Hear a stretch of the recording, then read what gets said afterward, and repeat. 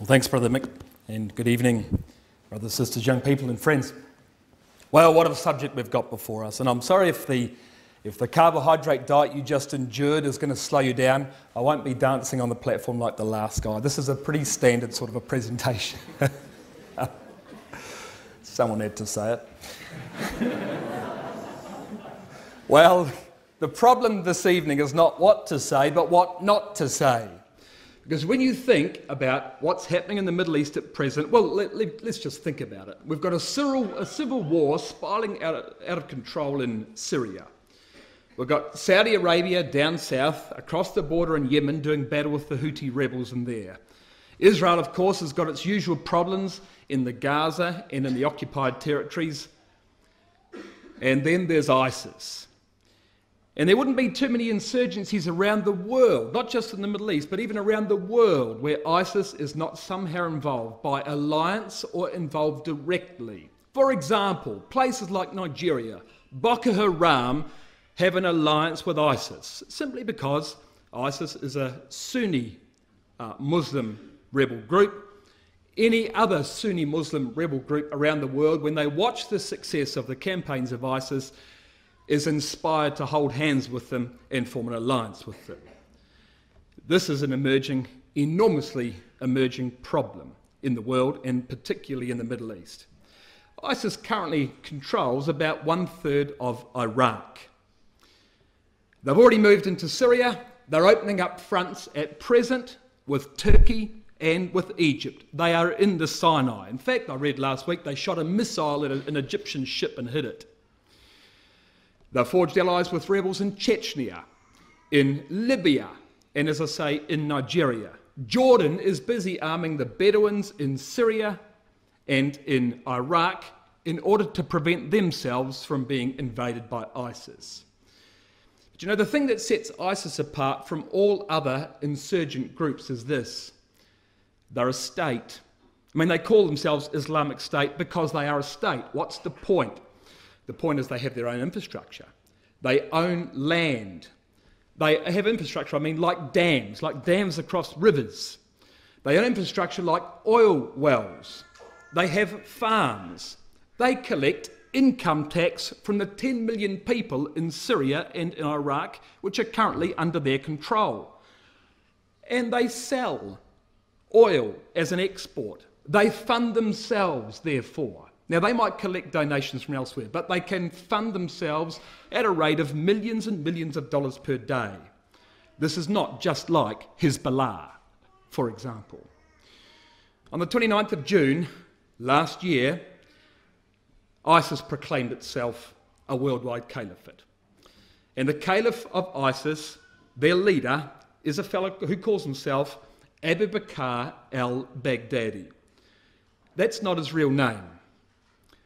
The word caliph means successor, and the first caliph was a successor to Muhammad. So when Muhammad died in 632 AD, after he founded Islam, his successor was Caliph Abu Bakr.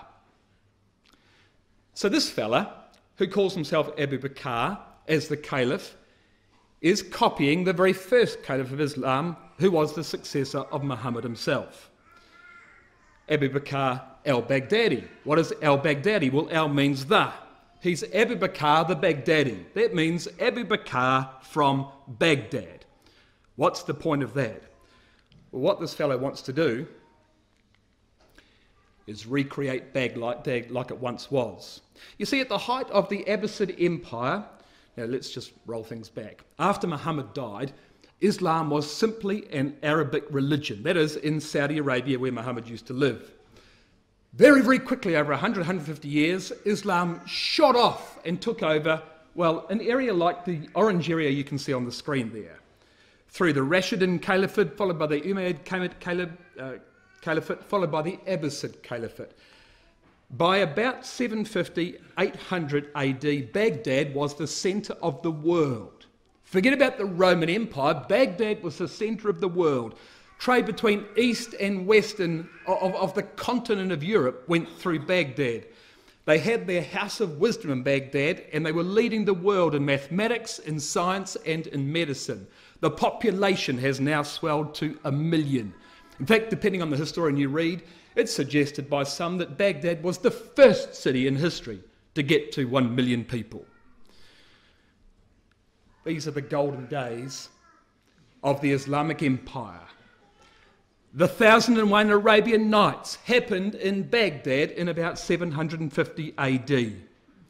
You know the stories of Aladdin and his lamp, of Ali Baba and the 40 Thieves, of Sinbad the Sailor. You see, they were running the world from Baghdad in the 8th century. So that's what al-Baghdadi is trying to do. He wants a worldwide caliphate like there was in the glory days of Islam. That's the point.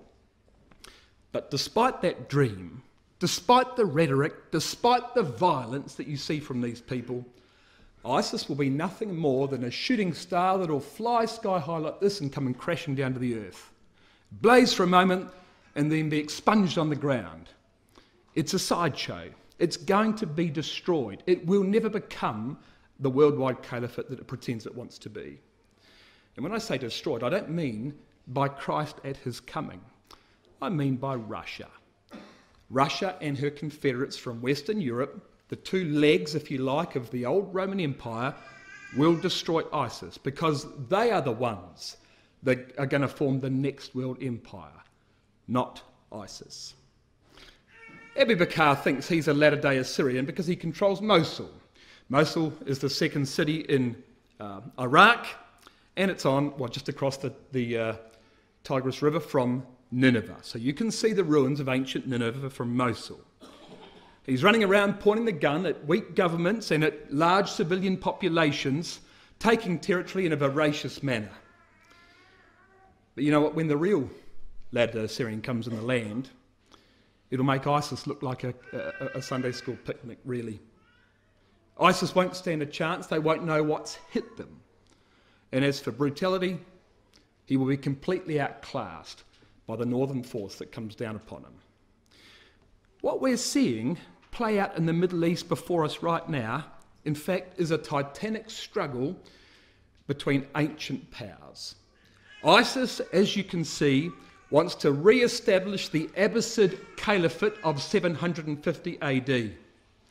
Iran wants to re-establish the Achaemenid Empire, that's Cyrus's empire, of 450 BC. So I said Iraq, I mean Iran. The Persians, they want to recreate the Persian Empire. Russia wants to re-establish the Byzantine Empire of 500 AD, the eastern arm of the old Roman Empire. And they all want to do that in the same territory at the same time. Can you see a problem with that? And guess who's in the middle? Turkey. Turkey. Everybody wants Turkey. Only one of them can win. And only the Bible tells us exactly what's going to happen. Come back with me to Daniel chapter 2. Now I'm not going to look at a lot of verses this evening, but I'm going to develop some strong concepts from Daniel chapter 2, Daniel 7, and Daniel chapter 11. These are the three chapters that particularly speak about the issues that are happening before us. And you need a bit of a foundation in these things to really appreciate what must happen and, for example, what must not happen. So Daniel chapter 2. We're all very familiar with Nebuchadnezzar's image of Daniel chapter 2. But there are four major world empires, all of which we call successive divisions of the kingdom of men. And then there's the return of the Lord Jesus Christ. So 4 empires and then the return of the Lord Jesus Christ. Now there's the first point to make. Because the 5th empire here, for example, so we have head of gold, chest of arms and silver, belly and thighs of brass, legs of iron, and then this 5th empire, an empire of iron and clay, is in fact the restored Roman Empire. It's not a new empire, it's just a resurrection of an empire that has already existed. Because, of course, the iron exists in the legs and the iron exists in the feet. So it's just Rome again. And then, of course, the kingdom of God. We know we're right on that, by the way, because when you compare it with Daniel chapter 7, which is the companion chapter from God's point of view, there are only 4 beasts and then the kingdom of God. Why am I labouring the point? For this simple reason. We are not, as far as prophecy is concerned, we are not expecting the emergence of an Islamic world empire. If we were to do so, we should have expected a fifth beast. We don't see a fifth beast, you see, so what we're expecting to see is a resurrection of the Roman Empire to confront the Lord Jesus Christ when he returns, and therefore, I'm sorry, ISIS is wrong. They will be a shooting star. They will be expunged, but they may well bring about the resurrection of the Roman Empire. But they will never become the caliphate that they, in fact, aspire to. Daniel's very clear. 4 empires and then the kingdom of God. But there's a critical point to observe, and look at it in Daniel 2, verse 35. Then was the iron, the clay, the brass, the silver, and the gold broken to pieces together, becomes like the chaff of the summer threshing floor and is blown away by the wind. Now, how does that work? The metals, the component metals of the image of Daniel 2 are broken in pieces together. How can that be when, as we've just said, that these empires were successive divisions of the kingdom of men? They didn't all exist together, so how can they be broken in pieces together? You know, the Persians overthrew the Babylonians. How can you break Persia and Babylon together there? Because Persia already broke Babylon. Well, you might say that the disposition or the culture or the religion of the prior empires was passed on into subsequent empires. And that's partly true, because, for example, the doctrine of the Trinity, which became common in the Roman Empire eventually, is a doctrine that was invented in Babylon. So there is some truth to the fact that the religion of earlier empires percolated its way through the successive divisions of the kingdom of men. You might say that the wealth of the empires was inherited by subsequent empires. Definitely true. Of course, when they took each other over, they also confiscated the bank accounts. Our most common interpretation or application of that verse, however, is that in order for the image to be broken to pieces together, we would expect to see the combined territory of all of those empires assembled together and destroyed together. So what we're saying is, in order for Persia, Babylon, Greece and Rome to be broken in pieces together, what we expect to see is a resurrection of the Roman Empire in the last days, occupying the combined territory of all previous empires, standing on 2 legs as the image arises over the mountains of Israel to be destroyed. But there's a problem here. Here's Babylon. You can see the area that Babylon occupied. Persia takes over, and you'll appreciate that the area of the Babylonian Empire was in here. Greece takes over and pretty much confiscates the entire area of the Persian Empire in here. Rome takes over and doesn't take all of Greece. If I go back one slide, there was Greece all the way up. You know, Alexander the Great took his campaign to the Indus River in the Punjab. The Roman Empire finishes here in Jordan, a little bit into Babylonia, but clearly does not take all the territory of the previous Greek Empire. In fact, you know, Rome was divinely stopped from taking that particular area. Remember this story? Beware the Ides of March. What happened on the Ides of March? The Ides of March was a particular period of time in the month of March. From memory, I think it was between the 6th and the 15th. The Romans had a strange way of splitting the month into different portions. And in this approximately 10-day period of March, Julius Caesar in 44 BC was warned. I mean, there were various spectres on the horizon that might have resulted in his premature decease. He was warned to beware lest he doesn't make it out of the Ides of March. And he's reputed to have said on the last day, the 15th, that to the woman who said that to him, aha, we're at the end of the Ides of March. And she says, but we're not at the end. Well, of course, it was the 15th of March in 44 BC that his assassins came upon him. And the point about that, you see, is that there was a certain urgency about the assassination of Julius Caesar. They had to do it then. Why did they have to do it then? Well, because on the 18th of March, Julius Caesar was leaving Rome to begin the Parthian campaign. He was going to take all that area, that eastern area of the Greek Empire that the Romans had hitherto failed to capture. But God said no. And so he dies 3 days before leaving town. Rome never ever did take what this part here is in fact called the, if you like, the old Seleucid Empire. It never ever really did take the Seleucid portion of the Greek Empire that it overthrew. Trajan in AD 115 in fact did go into Parthia. He captured the capital city, which was Ctesiphon. He held it for a year or two.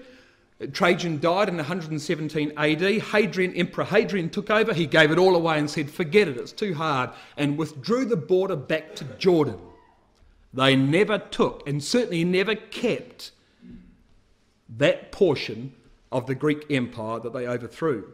So it's not true, you see. It's not true that every empire took all the territory of the previous empire and then some, because Rome never succeeded in doing that. But here's the interesting point. Now come to Daniel chapter 7. Because though Rome didn't achieve it in the 1st century BC or the 1st or 2nd century AD, she will do it yet. Daniel chapter 7 verse 7, look at this. So we have 4 beasts, as you know, in Daniel chapter 7. Verse 4, the lion. Verse 5, the bear. Verse 6, the leopard. Verse 7, the great and dreadful 4th beast. And these are the 4 divisions of the kingdom of men: Babylon, Persia, Greece, and Rome. So we're talking about the Roman Empire in verse 7 of Daniel 7. After this I saw in the night vision, says Daniel, behold, a 4th beast, dreadful and terrible, and strong exceedingly. He had great iron teeth, and he devoured and brake in pieces and stamped the residue with the feet of it. Well, what did he devour and break in pieces? Well, the Greek Empire, of course, the empire he overthrew. What did he stamp with his feet? What was the residue that he stamped with his feet? Well, of course, the Greek Empire. But he didn't, did he? He didn't stamp it with his feet because he never took the entire Greek Empire. But he will. He will yet stamp the Greek Empire with his feet. And we are waiting, you see, for Rome to capture the residue of the Greek Empire, to do what Julius Caesar failed to do what Emperor Trajan failed to do, to conquer the Seleucid Empire, that division of the Greek Empire rolling all the way out into Babylonia, that is Syria, Iraq, Iran, Afghanistan, that division of the Greek Empire that he has never yet taken. He will one day take the residue of the Greek Empire and stamp it to death. And that's the story of Daniel chapter 11. You see, now, don't go there just yet, because I want to make another point about Daniel 7, but that's the story of the Roman Empire that's explained in Daniel chapter 11, which was our reading. Now, another observation on Daniel 7. Look at verse 7 again. What does he stamp this residue with? What does he use to break in pieces? Well, it says, there was in the night visions a 4th beast, dreadful and terrible, strong exceedingly. He had great iron teeth, and with those teeth he devoured and brake in pieces and stamped the residue. So he's got great iron teeth. And we have an additional detail told us in verse 19 of Daniel chapter 7. Then I would know, Daniel says, the truth of the 4th beast, which was diverse from all the others, exceeding dreadful, whose teeth were of iron, and his nails of brass, which devoured and brake in pieces and stamped the residue. So not only does he have iron teeth, he's got brazen claws. Now, what would you make of that? I mean, how can you have an empire, a Roman Empire of all, that's an empire of iron and an empire of brass? You will remember from Daniel chapter 2 that the Greek Empire was the brazen empire and the Roman Empire was the iron empire. So what do you make of the fact, therefore, that the Roman beast in Daniel chapter 7 is a beast comprised of iron and brass?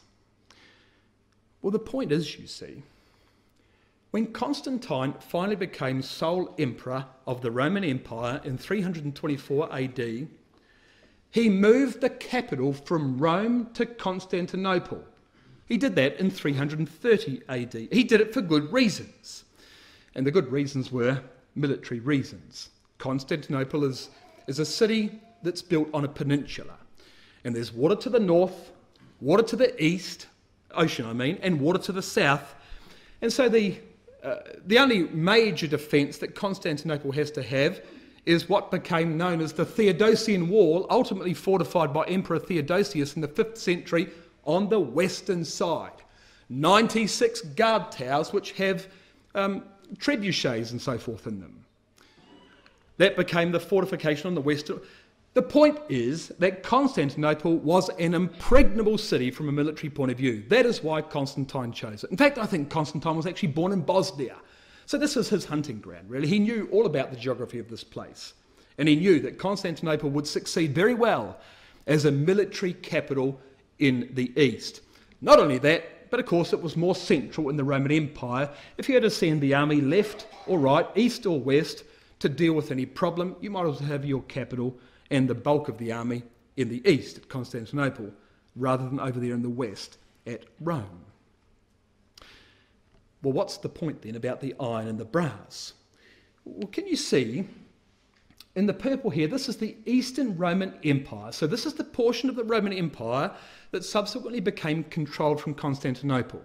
In the red in the west is the portion of the empire which was largely controlled from Rome. And there was a division between the east and the west over time. I mean, Rome in the west fell in 476 AD to the barbarians of Western Europe, yet the east, run by Constantinople, continued on for another 1,000 years.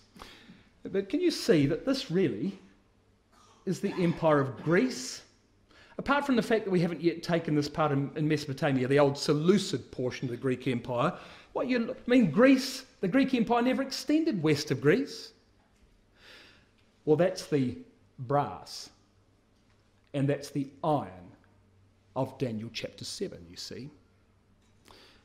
The Roman Empire gobbled up most of the Greek Empire and then some, and added the entire western arm. Daniel chapter 2 represents Rome as an empire of two legs. Why two legs? Well, because, of course, there are two capitals in the Roman Empire, one in the west and one in the east. And it's this fourth empire, the Empire of Rome, which in verse 11 of Daniel chapter 7 is the empire that confronts the Lord Jesus Christ at his return. I beheld, then he says in verse 11, because of the voice of the great words which the little horn spoke. You'll read about the horn speaking in verse 8 of this chapter. I beheld till the beast was slain and his body destroyed and given to the burning flame. So we have the fourth beast of Daniel chapter 7, if you like, thrown into the lake of fire in Revelation 19 and verse 20 at the return of the Lord Jesus Christ.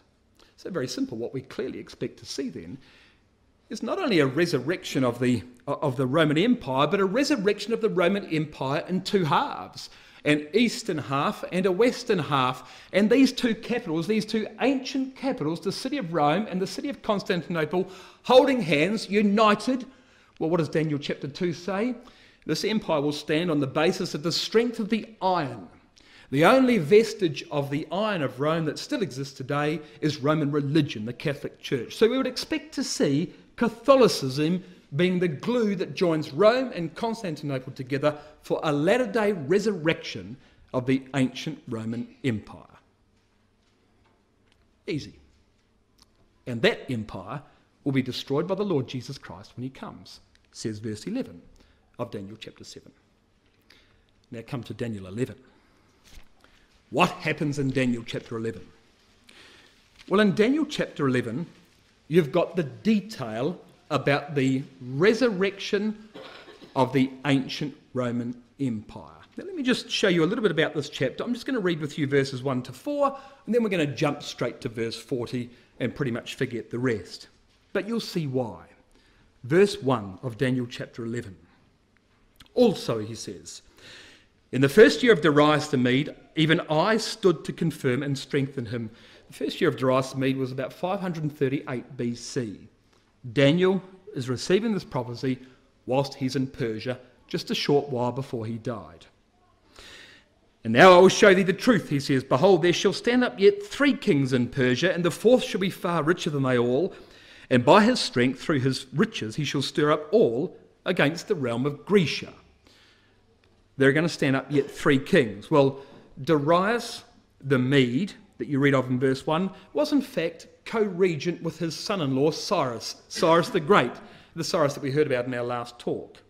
Well, that was the first king. Those two were co-regent. There's the first king. The second king was Cambyses, or the first additional king, yet 3 kings in verse 2, the first of which was Cambyses, the second Smerdis, the third Darius Hystaspes, and the fourth king, which would be far richer than they all, was King Xerxes of Persia, the greatest king of the Persian Empire. And you see, in 480 BC, he attacked Athens. He attacked Greece, and he sacked Athens and razed it to the ground. That so infuriated the Greeks that they forever after that swore to avenge their loss.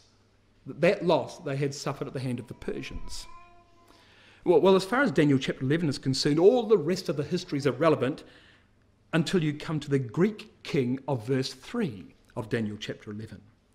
A mighty king shall stand up that shall rule with great dominion and do according to his will. Now, I'm saying this is a Greek king. In fact, this is a reference to Alexander the Great, the first king of Greece. Now, how do we know that from verse 3? We'll look at verse 4. And when he shall stand up, that is when he, the mighty king of verse 3, shall stand up, when he shall stand up, his kingdom shall be broken.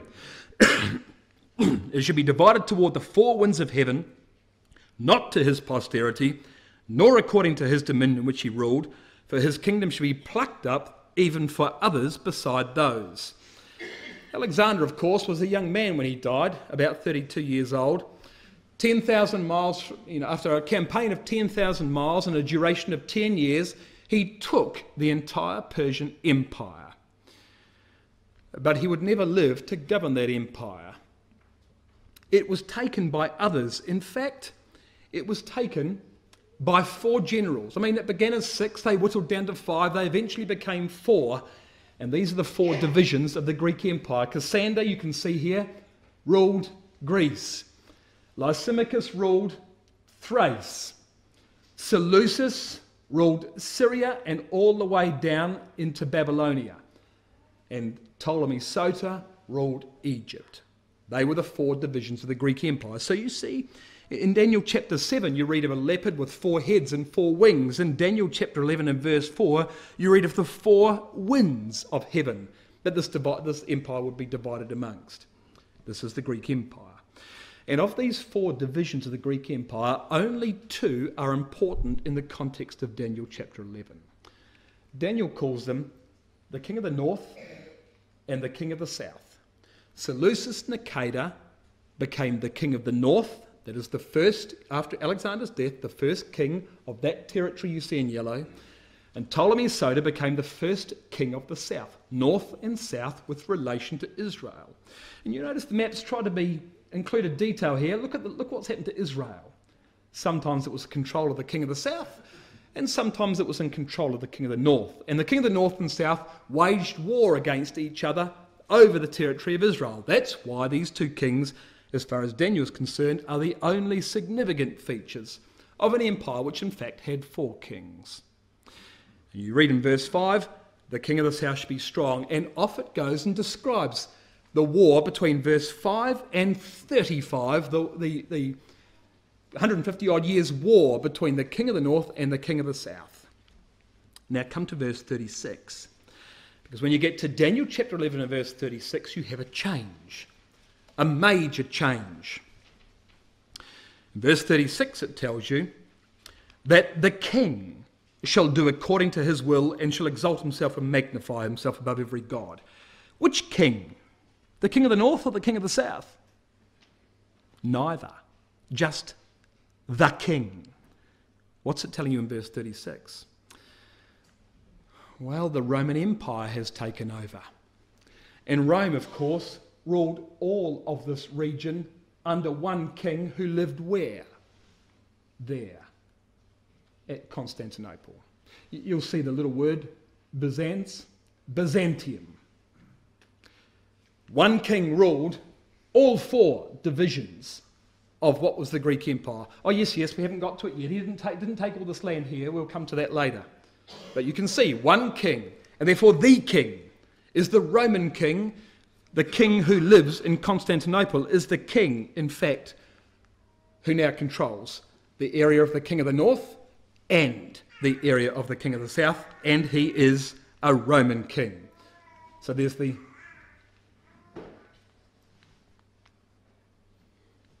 How do I do this? I've broken it. Oh, I've broken everything. Help me.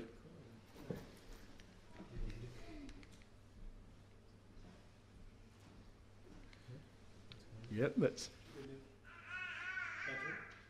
Battery? What did you do to it, Steve? I don't know. There was a plan. Oh. I'll keep pressing. That's right.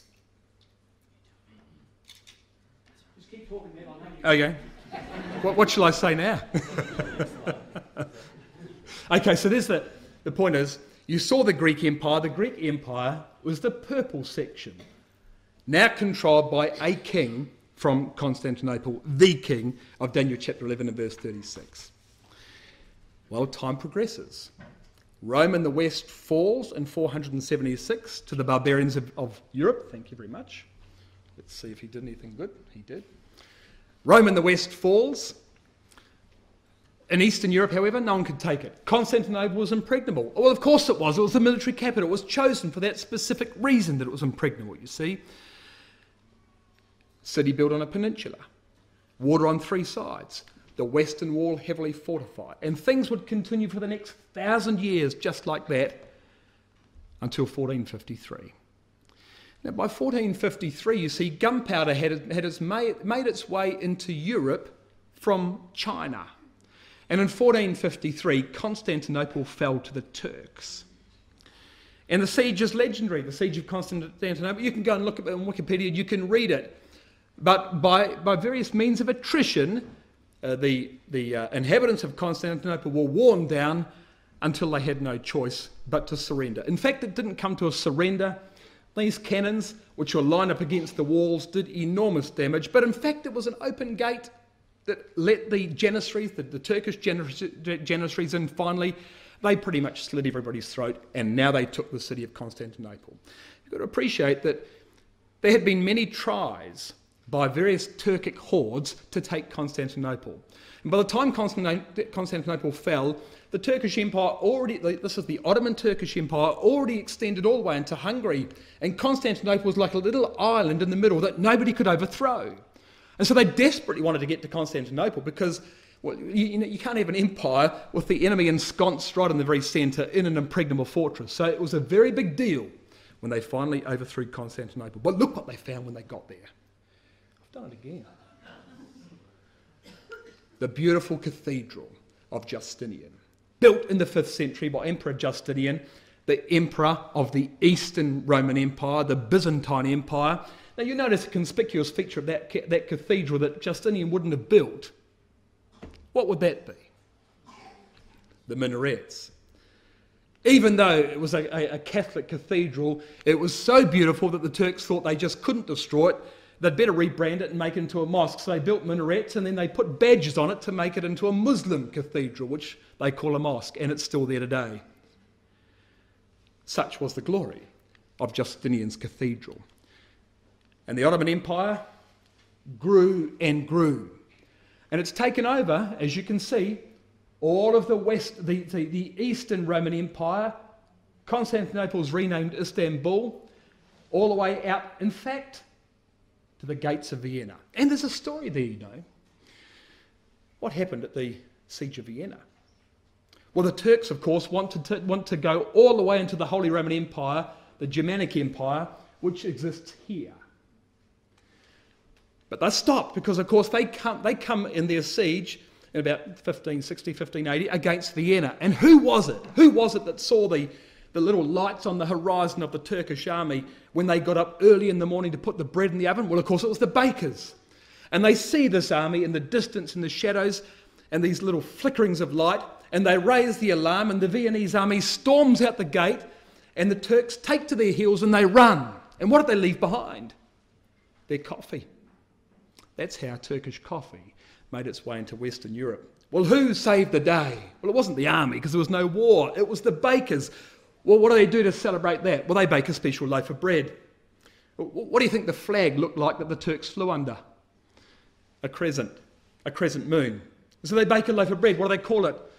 Well, in French, the croissant. So coffee and croissants, you see, when you eat them together, it's a celebration of the victory of Vienna and the salvation of the Holy Roman Empire. That ruined breakfast tomorrow morning, didn't it? That's what happened. So that stopped the progress of the Muslim Empire further westward into Europe. Well, there's a problem now in Constantinople. This great fortress of Christianity has fallen to Islam in 1453. What do you think that did for the Christian population of Constantinople and the surrounding suburbs? Well, it meant things became very tough for them, didn't it? And they wondered what they should do. Well, of course, many of them just fled immediately, just migrated westward into Catholic Europe. What else could they do? Until one day, everything changed. You see, there's another fella who found his way into Western Europe in 1472, and he went there looking for a wife. Ivan the Great from Russia goes to Rome looking for a princess to marry. Well, lo and behold, Sophia Paleologus, the niece of the last Byzantine emperor, that is the niece of the emperor from Constantinople, has herself found herself in Rome, because goodness me, there's no way she as royalty could ever stand and live in Constantinople and save her life, being a member of the royal family. And she's living with the Pope. And the Pope says to Ivan, I've got a deal for you. I think you should marry Sophia. And secretly, you see, the Pope hoped that Sophia would take back Roman Catholicism to Russia. Well, the problem with that was that Sophia wasn't a Roman Catholic. She was a member of Eastern Orthodoxy, like a Greek Roman Catholic from the East. Well, she married Ivan, all right, but she didn't take Catholicism back. She took Orthodoxy back, and it became Russian Orthodoxy. But this was a turning point, you see, in world history, because now there are three Romes. Rome in the west, Rome in the east, and Rome in the north. No, I'll do what the last speaker did. Think about Daniel's image. Sorry, the camera. Think about Daniel's image. We've got 1 foot on Rome in the west, and we've got 1 foot on Constantinople in the east. And Constantinople falls to the Turks, and this foot moves back like this to Moscow. Can you see, therefore, that Daniel's image has still got 2 legs, but the left leg, as I made the point then, the left leg has changed location from Constantinople to Moscow. And that the day is going to come when that leg takes itself off Moscow and plants itself back on Constantinople. Could you see that being remotely likely from an historical point of view? Remotely likely when all the art, the culture, the learning, the philosophy of Constantinople immediately migrated to Moscow following their queen? Highly likely. Highly likely. So would you say Russia has an interest in Turkey? Would you say that from an historical point of view, Russia has a military interest in overthrowing Turkey and removing the influence of Islam? You know, when Constantinople, or Byzantium, migrated its culture and learning up to Moscow, it didn't just take the culture and learning, also took the flag. This here is the coat of arms of the Russian Empire. The Russian Empire, in fact the Russian Federation today, also uses the double-headed eagle as its coat of arms, which it has inherited from the Byzantine Empire. That was the result of the Muslims, of the Ottoman Turks, taking over Byzantium and Ivan the Great marrying Sophia. Well, they build... Well, this is what National Geographic said about that. Since claiming the Byzantine birthright, Russia has looked possessively, obsessively south. Now, what does it mean that Russia's got the Byzantine birthright? It means she was born in Byzantium. It means she was born in Constantinople. That's what it means, says National Geographic. Like the Greeks, Catherine the Great had her own great idea, a restored Byzantine Empire in the Balkans, to be ruled over from a reconquered Constantinople by her grandson, Constantine.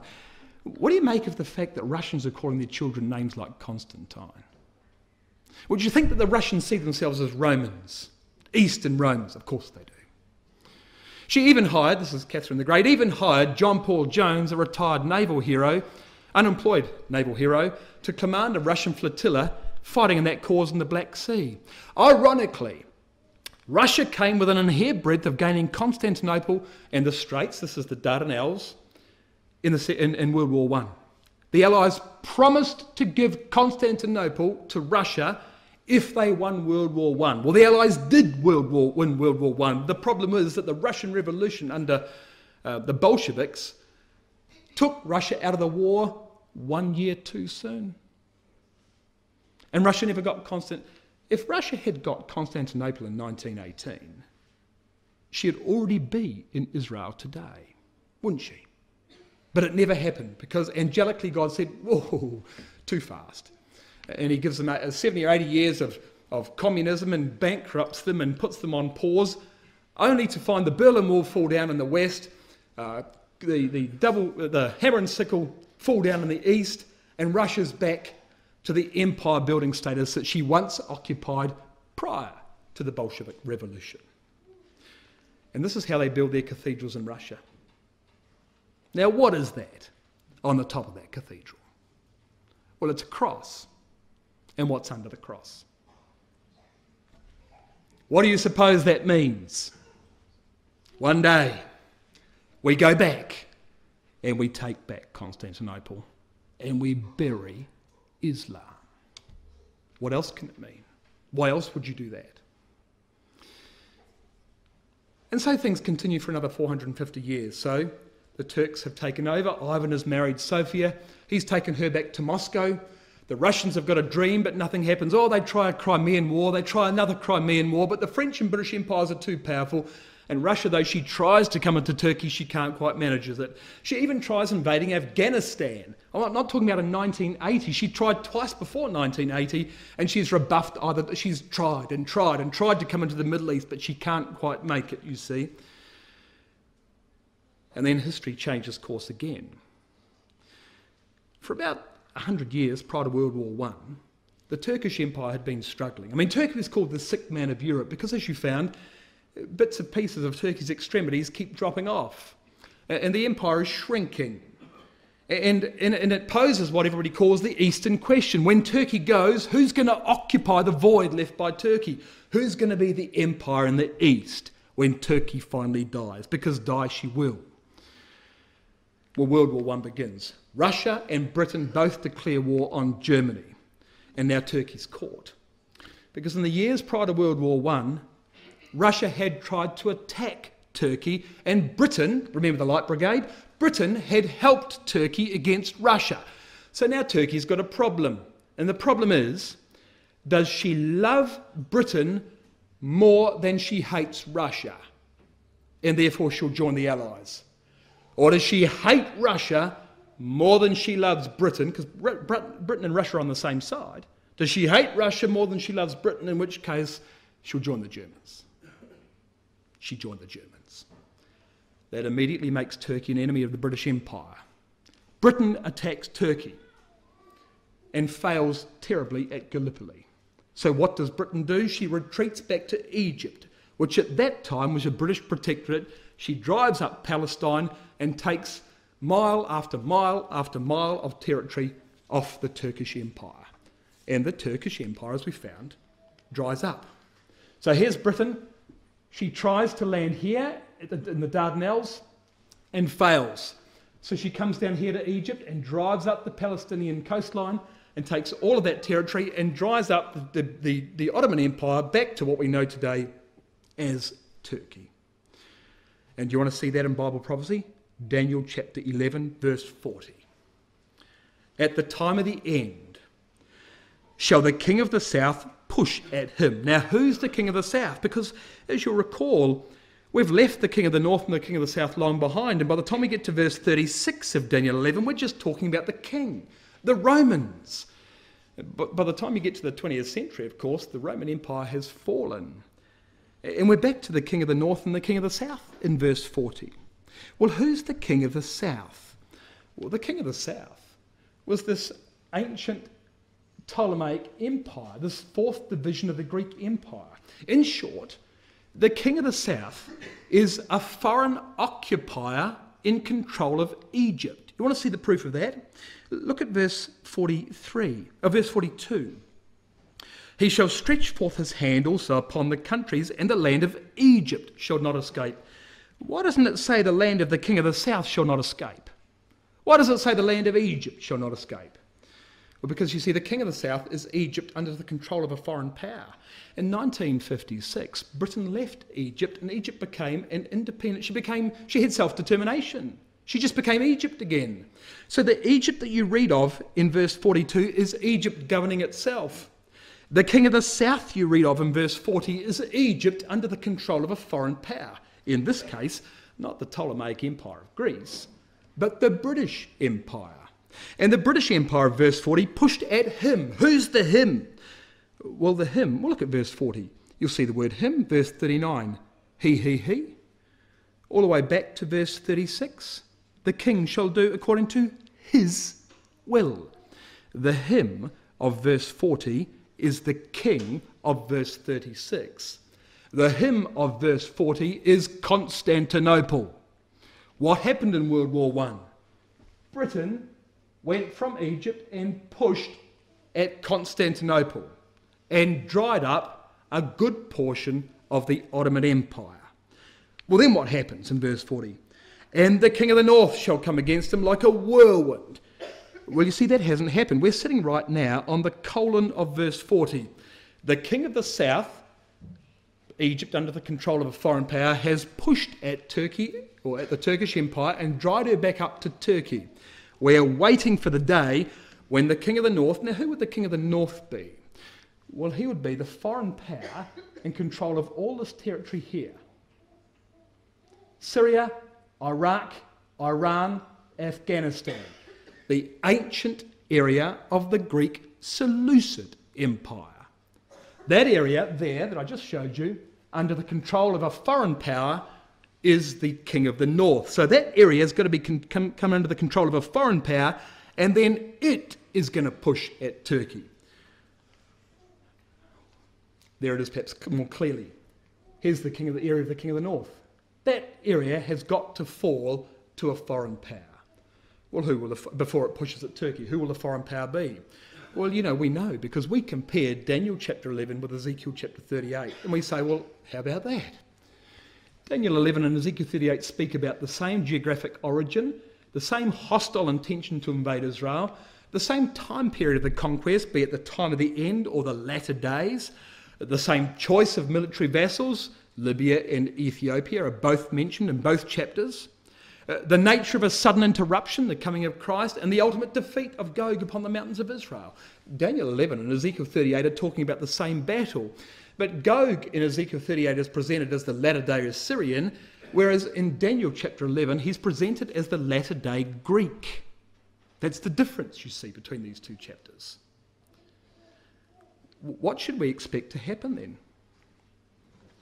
Well, what we must expect to see is that Russia, by fair means or foul, is going to find herself in control of the ancient Seleucid Empire.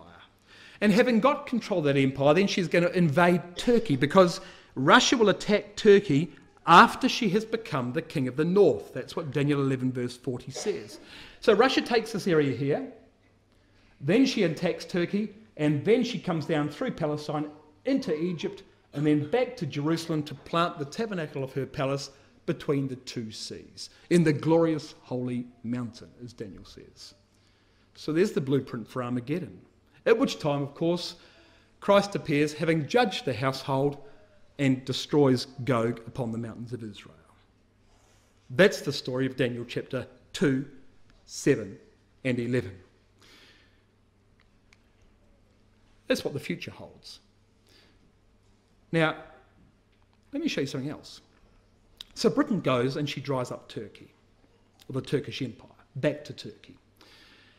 And now Britain's in control of all this territory. Actually, Britain and France between them are in control of all this territory. And two gentlemen, Mr. Mark Sykes from Britain and Mr. George Picot from France, sit around a table and decide between themselves how they're going to carve up the dead corpse of the Ottoman Empire and how they're going to make countries out of that and who gets what.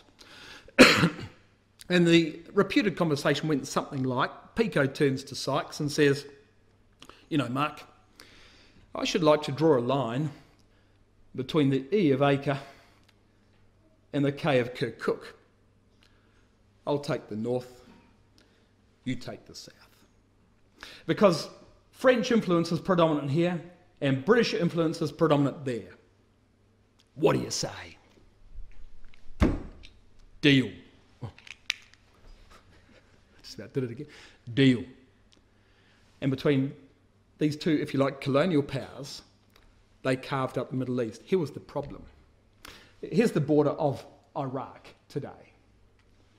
No concern whatsoever for tribal, religious, or ethnic boundaries.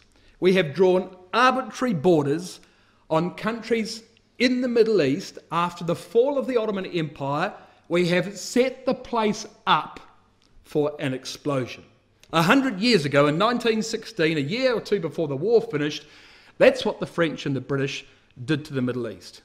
Completely unsustainable and destined to fail. Absolutely destined to fail. Well, in the 1920s, Britain and France ruled that area with an iron fist. They were very powerful empires and they brutally enforced those borders, so it maintained control. By the 1950s, Abdel Nasser turns up in Egypt and he inspires the entire Arab world with the prospect of a great Arab empire. And so the borders were tolerated. By the 1970s, dictators arose all through this region and ruthlessly suppressed any opposition in the population. So disputes, religious disputes, ethnic disputes, they were eliminated. And then it happened. Now, to think about it like this. Yugoslavia under Tito. So after the Second World War, very much the same thing happened in Yugoslavia. You get all these different ethnic groups and different religious populations, you stitch them together in one country called Yugoslavia. What happens when you take away the point of a gun from Yugoslavia? Civil war. Serbs, Croats, they go at it. Because you have Roman Catholicism, Eastern Orthodoxy and Islam all combined in the melting pot, and everybody wants to recreate their own empire, the borders being the greatest extent that their empire has ever been in history. Well, then it happens. And America gets involved. Bin Laden finally said, we've had enough of the Sykes-Picot Agreement. Look what you have done to us for 80 years since the First World War. It hasn't worked. And so Osama bin Laden fires his jet planes at the biggest Western target he can find, New York City. Well, it doesn't take long, does it? And George Bush immediately sends soldiers in. He goes straight to Afghanistan and then goes looking for weapons of mass disappearance in Iraq. Almost found them, but not quite. And Bible students across the Brotherhood said, I don't believe it. We've just seen two of the big four nations destroyed from the ancient territory of the King of the North. How long can it be before Iran wants a bomb and Syria is found to be hiding Iraq's weapons of mass destruction and armies go in there too and take the whole place, and all of a sudden we have resurrected the ancient King of the North and put her under the control of a foreign power? Well, that was back in 2003. 10 years went by. America doesn't attack anybody else. They try to extricate themselves from the problems they created in those two countries. And they decide that the remedy for the Middle East is to install a Western-style democracy in Iraq and Afghanistan. Well, let me tell you, that will be an unmitigated disaster. In Iraq, if you install a Western-style democracy, well, think about what's happening in Iraq. Saddam Hussein and his Ba'ath Party were Sunni Muslims governing a country where the majority were Shiite Muslims. Those two branches of Islam don't like each other. And because of the character that Saddam Hussein had, he was able to control uprisings extremely effectively. And so, as a minority of the population, he controlled the Shiites in Iraq. What do you think is going to happen to Iraq when you introduce democracy? Well, of course, the government's got to change. And it's got to go from a Sunni government to a Shiite government because the majority of the population in Iraq are Shiites. Think about it like this. The blue are Sunni and the green are Shiite. The blue peas are Sunnis in government and the green peas are Shiites in government. What America had created after 2003 was a corridor of Shiite power. It was broken when Iraq, which is a Shiite country, was governed by a Sunni parliament. No longer. We've got a corridor of Shiite power in the Middle East. What do you think that means to Iran? We can reform an empire. Which empire shall it be? I know. The old Persian Empire. The Achaemenid Empire of 450 BC. That's what Iran's trying to do.